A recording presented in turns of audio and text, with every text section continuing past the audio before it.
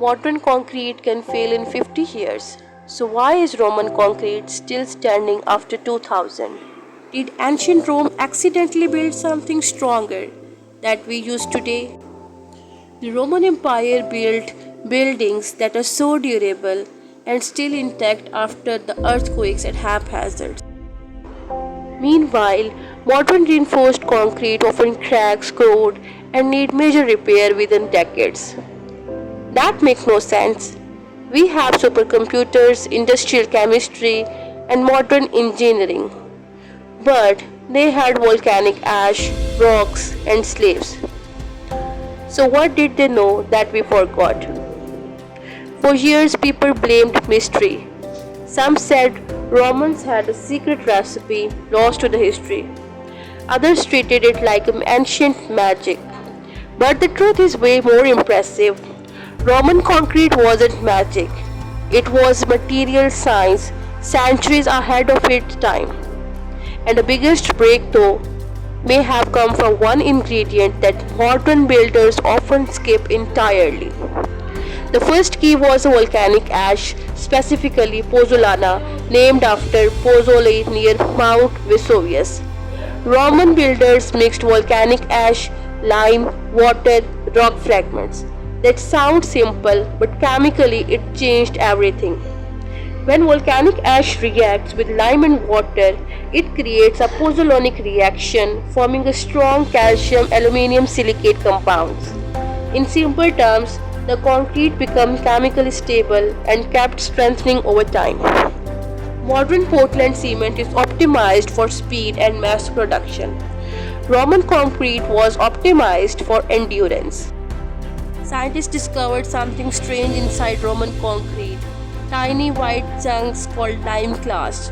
For decades, researchers thought these were mistakes, bad mixing, poor quality control, but they were wrong. These lime clasts may have made Roman concrete self-healing. When cracks formed, water entered, hit the lime, and triggered chemical reaction that recrystallized the damaged areas. Basically, Roman concrete could repair itself. Modern concrete usually crack and then get worse.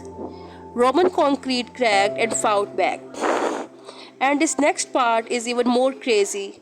Seawater may have made Roman harbors stronger.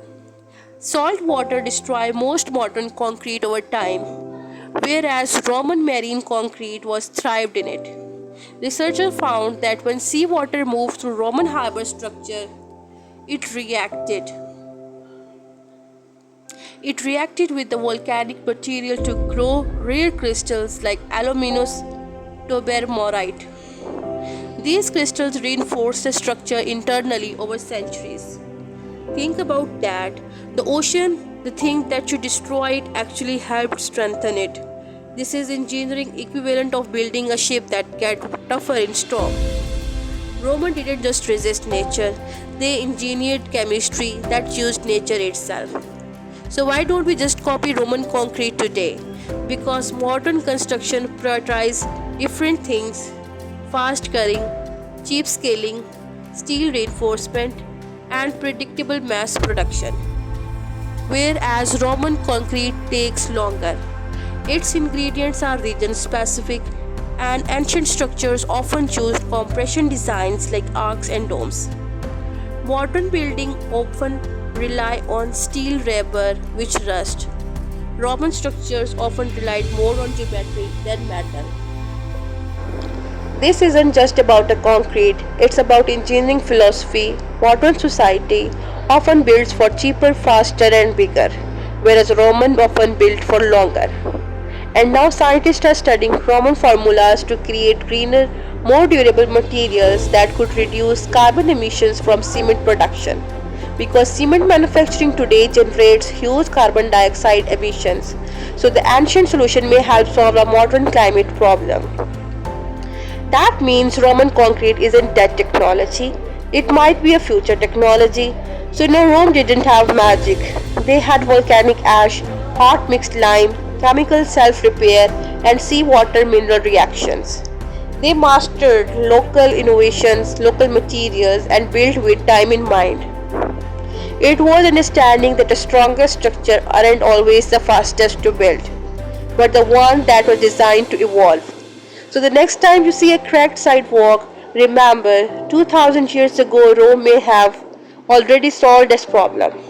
And if Roman concrete was this advanced, what else did ancient world build that we still don't fully understand?